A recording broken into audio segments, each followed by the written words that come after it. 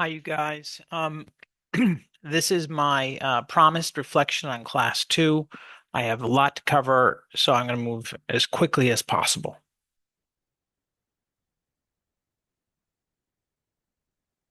Okay, this is the agenda. I'm first going to talk about the quiz, questions 7 and 8 in particular, where people got it wrong. Some people got it wrong. In addition to that, uh, we had some learnings from those particular questions that I'd like to share with you. I will then go on to class participation during the session, and after that, I will give you some takeaways, and that'll be the extent of it all. Okay, question 7 from the quiz. About 40% of you got it right, the rest did not. And this all comes down to the question of who decides. I'll read it quickly. The majority opinion at Obergefell acknowledged that democracy, state level legislation, etc., is the appropriate process for change to remedy a social problem so long as what? A fundamental right does not hang in the balance.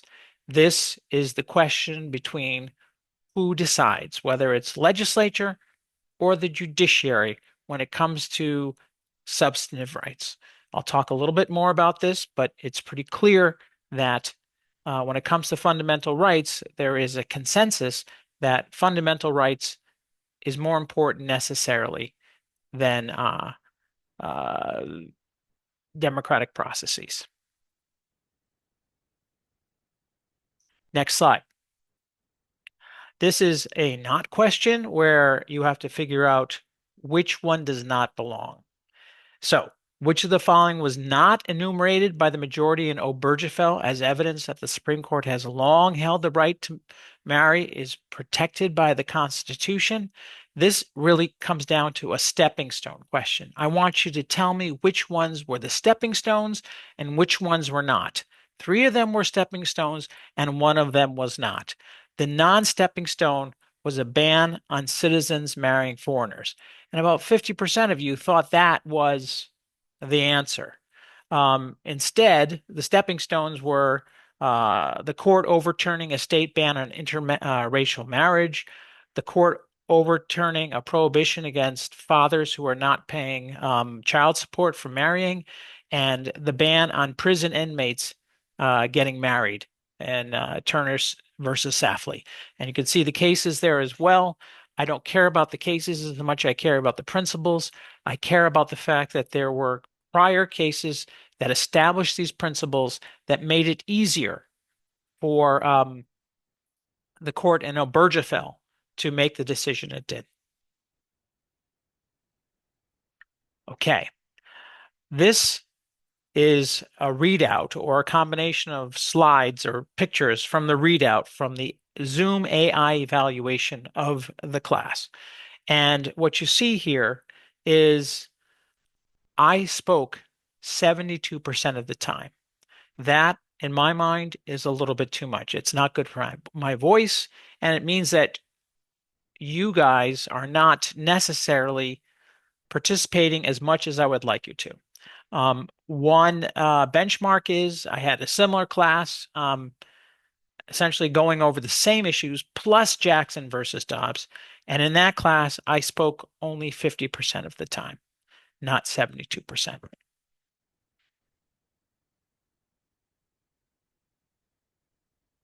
Okay. Looking more closely at student participation, I went through the class recording again, and here are my notes. They're blurred out to reduce confidentiality, and they became the basis for your class participation score. So you can see I've spent a lot of time thinking about how you guys did. Okay. In addition to my own perspective, we have the perspective of Zoom's AI. They actually went through and evaluated each of you, and they put you into two different categories, high participation and moderate participation. That is relative to each other. And The top three on the right, on the left-hand side, of course, they're blurred out. They were also my highest scores. And those top three also got perfect scores on the quiz. So, why am I sharing this with you? Well, there's a reason. Here is a potential, what I call teaching or perhaps learning equation. If you want to be a success in learning new material and integrating it into your thinking moving forward, you need preparation, participation, and reflection to make it work. And really, preparation is the foundation for the other two, especially in a class like this one. Now, it's clear we only had 1 week between our first class and this class on some challenging material. But it's pretty clear to me that based on your quiz score, some of the quiz scores combined with the materials, the reflections and the class participation, that not all of you were able to get through all the material before the class. So how did you manage this process? What some of you did was you just focused on the particular section that you signed up for. And that also perhaps was perhaps a misunderstanding with some people that they thought that was going to be the part that they're going to present on. But as you can see, the class unfolded differently from that. So if you basically signed up for a category, read that part, and just hope for the best with the rest of the class, okay, you did that. And we got through the class, and I relied on the people who did do the readings for that part. But I don't think you got as much as you could have out of the class had you actually done the readings beforehand. And that's what I'm trying to get at this point. Another way, some of you may not have been able to even do any of the readings, and you relied on knowledge outs that you had from outside of the class. And I have to say, when I was getting my master's in law and economics, sometimes I did that as well, because compared to my other classmates, I had a lot of knowledge about the law, and it made it easier for me to participate.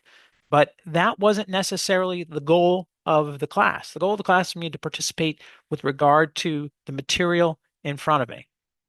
And I realized I was shortchanging myself in doing that. So I'm hoping that you won't do that as either. You won't follow my path. So what I'm saying here is that we have no class until April 11th. That's more than 3 weeks away. I'll get up the material as soon as I can that you guys can start looking at. It'll be Jackson versus Dobbs, and we will um, basically go through that uh, on April 11th, and I hope everyone will be prepared for it. Okay, here's a few substantive takeaways that I want to share with you now. This will be what I'll be doing most of the time in my post-reflection, my post-class reflections. Okay, keep this chart in mind moving forward as we're doing these cases. It will give you perspective on how a particular case moved up through the system. It's different from the Philippines, but at the same time, it probably looks familiar to you. Okay, some takeaways on Roe v. Wade. I spent some time talking about my definition of substantive due process. Essentially, it's a judicial created check on state power. You can look more into that issue if you want, looking at the slides, et cetera, et cetera. We're going back to the class itself, which I recommend many to do.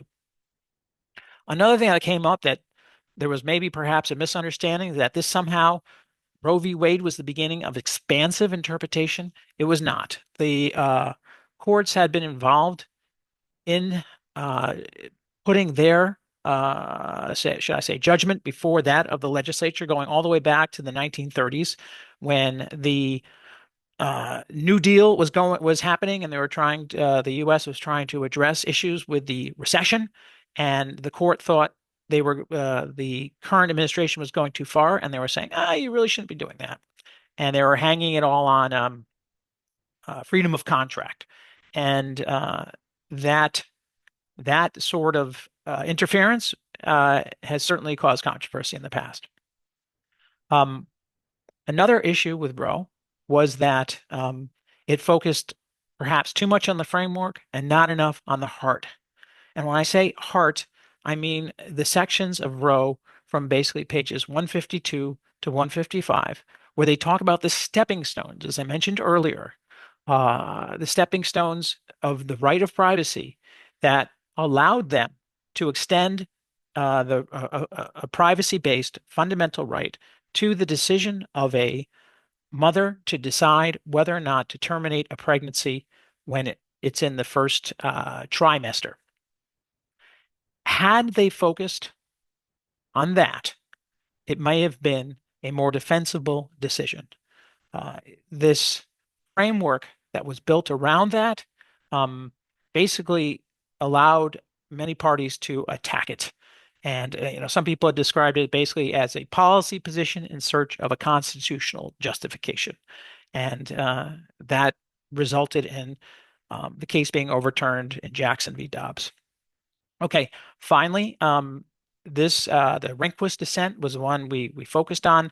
Um, you'll find that this is being the problem or the challenges that Rehnquist had, or the problems he had with the decision, will be echoed over time in other cases, i.e., some examples. He thought this was a made-up case.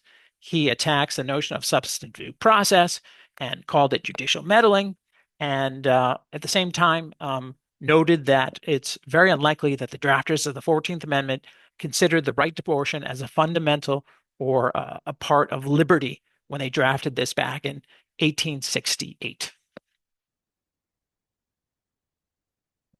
Okay, post Roe v. Wade. This was a slide that I had intended to share with you, but we didn't get a chance to.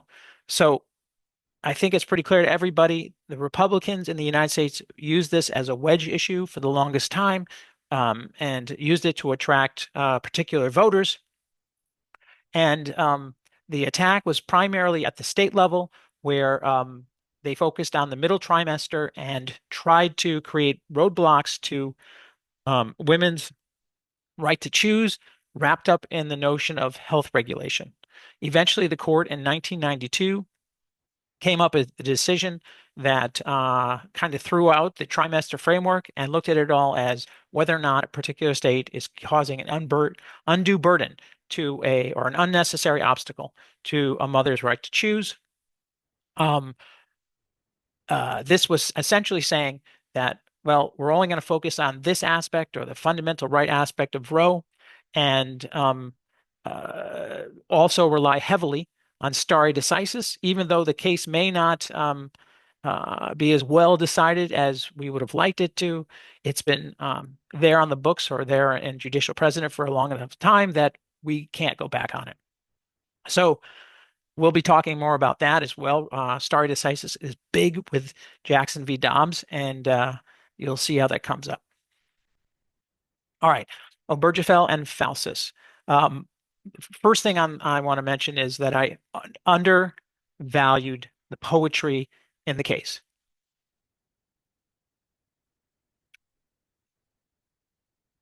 I called it kind of vibey, but having read or listened to some of the opinions of of people in our class, I can understand how this has some potential spillover effects to other countries, and I think that's of extreme value.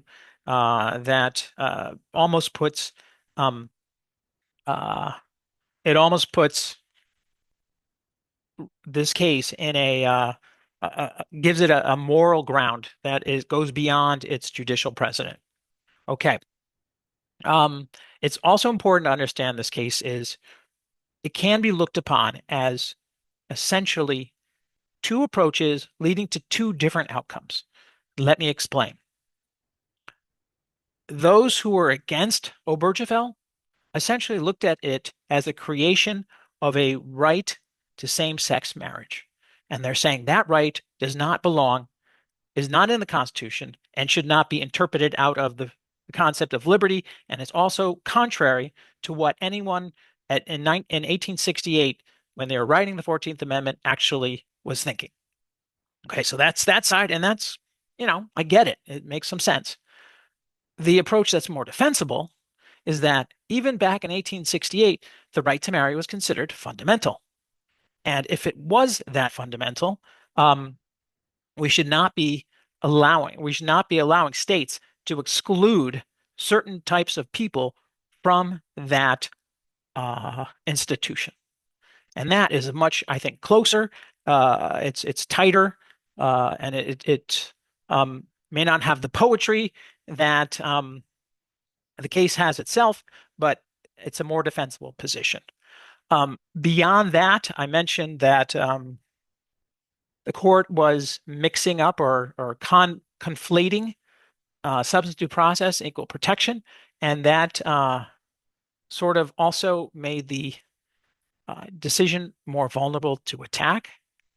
But what really stands uh, in importance here is that the case reminds us that fundamental rights trump, I'm going to use that word, democratic values, of course, the democratic process, that is.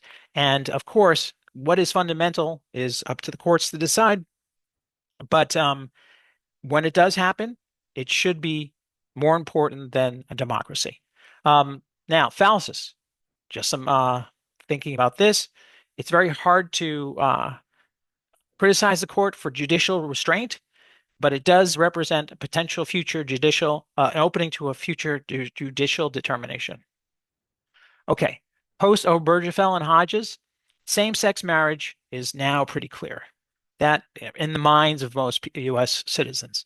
But Jackson v. Dobbs, it got people scared. And we'll see how that comes out in our next class. Nevertheless, we have something called the Respect for Marriage Act, and the stare decisis is giving some insurance to the notion that would protect Obergefell being overturned. Okay. Post fallacis. We have this case, Ursua, which might be looked upon by some as a very practical result, giving same-sex couples more rights than they had before. At the same time, though, others might look at it as some sort of unholy compromise where you reduce the pressure to come to more meaningful solutions. Of course, I think it's clear to everybody that this resolution is decided by the legislature. And the court said that. I think everyone kind of agrees on that. The problem is, politically, it may not happen for a very long time. And I just wanted to close this by basically coming back to what Justice Kennedy said, essentially, in looking at fundamental rights and their importance. They should not have to wait for the democratic process to move forward. As he says, probably better than I, fundamental rights may not be submitted to a vote. They depend on the outcome of no elections. Okay, that's my takeaway. I hope there's some value in it to you. I'll see you guys on April 11th.